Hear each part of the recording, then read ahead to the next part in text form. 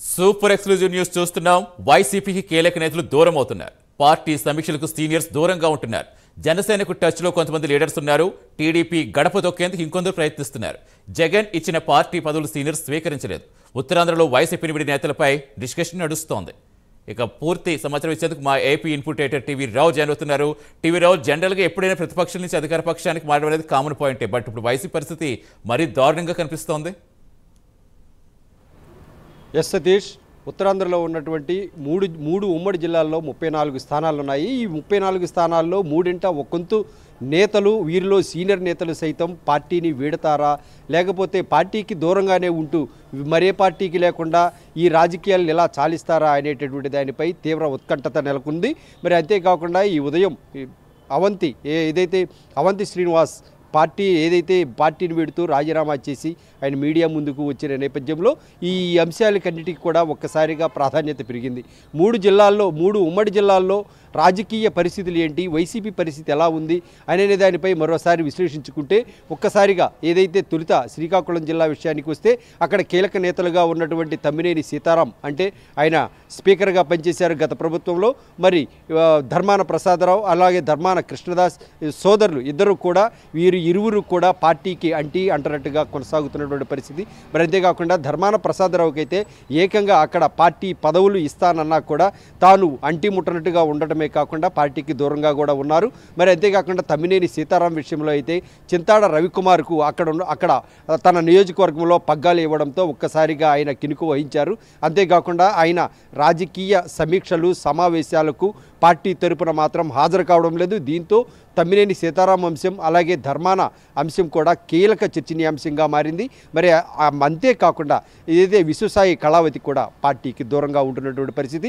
అక్కడ ఏమాత్రం కూడా తాను రాజకీయాలు ఇక ముందు చేయను అని చెప్తూనే ఉన్నారు. అయితే ఇప్పటి వరకు చూసుకుంటే రాజకీయాలు చేయను అన్నటువంటి వారందరూ కూడా ఏకంగా జనసేనలోకో లేదంటే టీడీపీ తీర్థం పుచ్చుకుంటూ ఉన్నటువంటి పరిస్థితి మన కళ్ళకు కడుతోంది. మరి ఇటువైపు విజయనగరం పరిస్థితి చూస్తే విజయనగరంలో కీలక నేతలుగా ఉన్నటువంటి ఉప ముఖ్యమంత్రిగా పనిచేసిన సాలూరు నుంచి 4 సార్లు ఎమ్మెల్యేగా గెలిచిన పీడిక రాజన్న దొర విషయానికి వస్తే ఆయన ఉప ముఖ్యమంత్రిగా కూడా వైసీపీ ప్రభుత్వంలో చేశారు. మరి ఆయన ఎటువంటి కార్యక్రమాలు కూడా చేయడం లేదు, ఆయన కూడా సైలెంట్ అయ్యారు.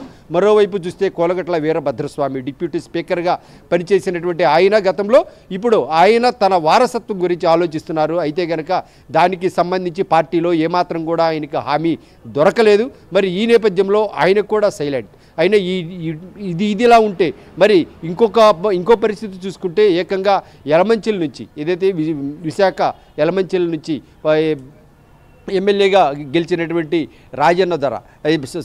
కన్నబాబు రాజు, ఈయన కూడా దాదాపుగా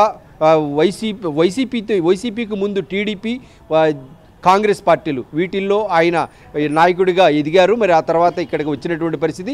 వీరంతా కూడా పార్టీలో ఏమాత్రం కూడా చలనం లేకుండా ఉన్నారు. దీంతో వైసీపీకి తలనొప్పిగా మారింది. వీరు ఉంటారా ఉండరా అనేటటువంటిది స్పష్టత లేదు.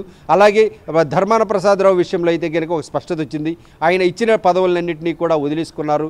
తాను ఏమాత్రం కూడా పదవులు స్వీకరించను, నాకు రాజకీయాలు వద్దు అన్నటువంటి వ్యక్తి ఈ రోజున జనసేనకు టచ్లోకి వెళ్ళారనేటటువంటిది ప్రధాన ప్రచారంగా కొనసాగుతోంది. అయితే తమ్మినేని సీతారాం అయితే పూర్తిగా అలకపాన్పు వెక్కారు. మరి ఆయన కూడా ఏమాత్రం కూడా పార్టీ కార్యక్రమాలకు కానీ ఏమాత్రం ఆయన హాజరవుతున్నటువంటి పరిస్థితి లేదు.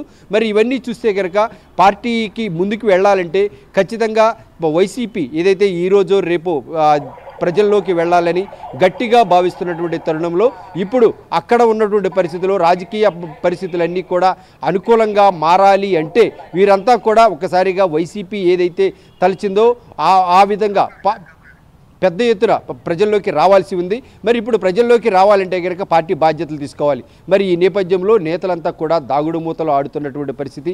పార్టీలో కొనసాగాలంటే ఇప్పుడు కార్యక్రమాల్లో పార్టిసిపేట్ చేయాలి. మరి ఈ నేపథ్యంలో ఇప్పుడు భీమిలి నుంచి అవంతి శ్రీనివాస్ ఏ పని చేశారో అలా చేస్తే కనుక కొంతకాలం పార్టీకి దూరంగా ఉన్నట్టుంటే అప్పటికి గత ప్రభుత్వం ఛాయలు పైన పడకుండా ఉంటాయనే భావంతో మరికొంతమంది నేతలు ఉన్నారు.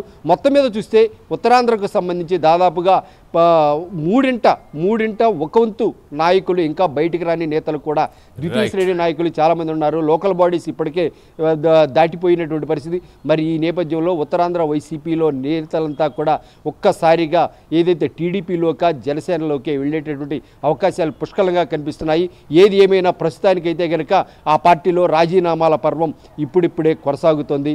మరి ఏది ఏమైనా వైసీపీకి ఉత్తరాంధ్రలో అలాగే జనసేనకు ఉత్తరాంధ్రలో గట్టి పట్టున్నటువంటి ప్రాంతం, మరి అటువంటి ప్రాంతం అలాగే టీడీపీకి కూడా గట్టి పట్టున్న ప్రాంతమే.